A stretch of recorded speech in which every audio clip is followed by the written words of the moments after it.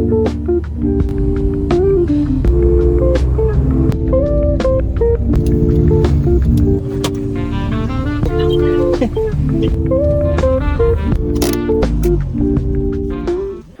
up guys? Hello, it's your boy Leo. Ito na naman nga pala ako sa isang vlog, no?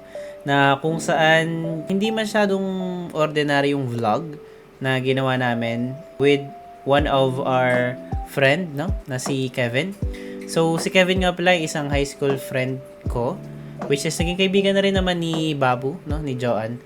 Isa siya dun sa mga sinasabi ko nung last video na mga kaibigan ko, no, na gusto rin palang gumawa ng mga videos. Hindi naman siya actually content, pero videos kung saan pwedeng mong masave yung mga memories na extraordinary moments. Ang napag-usapan kasi namin last time na nakita kami, which dun ko nga nalaman, no, na interesado rin pala si Kevin sa paggawa ng mga videos, pag-edit, sa mga pinupuntahan niya, no. Way back before naman kami magkita, no, nagkaka-chat na rin naman kami, tapos nagkakausap na rin about dun nga sa vlogging, no? Kasi nga nung nagsimula ako mag-vlogging, syempre minsan napapanood niya rin naman, so nagkausap rin kami na gumagawa nga rin siya ng mga videos, nag-edit nga rin siya, pero yung kanya kasi more on aesthetic side yung kanya, kasi sa akin, di ba, nung nagsimula ako, parang inumpisahan ko lang sa kinukunan ko lang yung sarili ko tapos nagsasalita ako sa camera, in which, ayun nga yung time na bumalik ako, hindi ko kasi talaga iniisip na ginagawa ko siya tulad ng dati na nag-iisip ako ng mga content. Pero yung dati kasi naman talaga, mga skits yung ginagawa ko way back before pa ako magsimula ng daily vlogs. This time kasi parang ang naisip ko lang, gusto ko lang mag-relax ng paggagawa ng content, no? Na mag-vlog lang.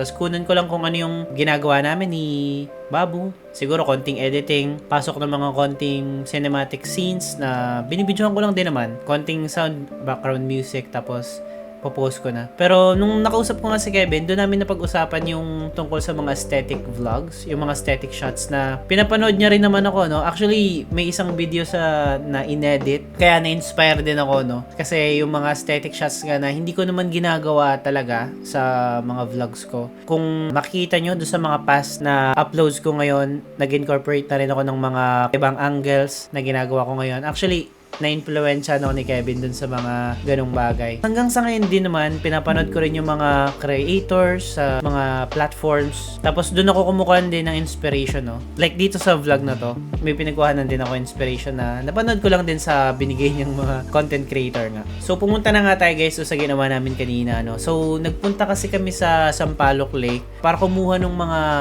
aesthetic shots kasi parang gusto namin gumawa ng mga aesthetic shots na napapanood namin dun sa mga content creator nga na pinagkukuha na namin ng inspirasyon. Tapos ang scene sana na gusto naming makuha is about sa sunset nga. Kasi 'di ba pag sunset, sobrang ganda ng lighting talaga. So kahit hindi masyadong ma-effort yung gagawin mong settings ng camera, parang ang ganda na ng kuhanan kahit yung mga default lang.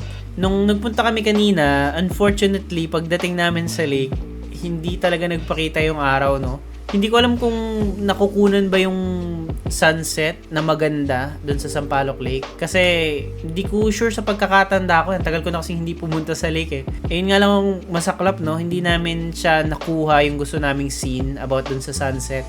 Kasi nga medyo madilim din. Buti nga hindi umulan Napagbigyan pa rin kami kumuha ng mga ibang shots. Ang ginawa namin, naglakad-lakad na lang kami. Hindi nga namin alam nung una kung saan kami pupunta kung saan part kami iikot. Kasi hindi rin namin sure kung ano yung magandang yung pusa ako, huwag nyo na lang pansinin. Kung saan may mas magandang shots kami makukuha. Pero talagang parang ino na lang namin kanapakapaan na lang namin kung saan may mas magandang scene na pwede, saan ba yung may mga magandang ilaw, saan yung mas maraming tindahan. Nakapunta kami sa stalls na kung saan kumuha kami ng mga konting shots. Naglakad-lakad nga kami doon. Kasi sa lake ngayon may mga parang park na Kumuha rin kami doon sa mga ibang mga tindahan. May mga nagde-date na kung saan sinali nga namin. Tapos tinry din namin kumuha ng mga candid shots namin So parang talagang nag-freestyle na lang kami dun Wala rin talaga kaming kwento na gusto naming makuha. Kumbaga itong storyang to, inisip ko na lang after naming mag-shoot ng mga videos nga dun sa Sampaloc Lake, no. At the end of the day, parang kontento na kami dun sa shots na nakuha namin, and syempre may pupuntahan din kasi si Kevin that time eh. Parang dun ko na-realize, no, talagang ang hirap din pala nung gumawa ng ganun kadetalyado, or hindi naman ganun kadetalyado yung ginawa namin ngayon. Parang kung gusto mong itry na gumawa nung talagang aesthetic is hindi rin pala talaga biro, no. Parang masasabi ko na rin na career din talaga. Kailangan mo rin karirin yung pagiging content creator kung gusto mong gawa ng mga ganong klase ng videos, no. Yun yung sinubukan namin gawin ngayon, na kung saan yun nga yung pinapanood nyo ngayon. Hindi ko alam kung ano rin kakalabasan nito, pero kung napanood mo hanggang dito sa dulo, maraming salamat, no. At syempre, alam ko din naman na marami pa kaming pagdadaanan sa aming vlogging journey, no. Tiyagaan na lang eh.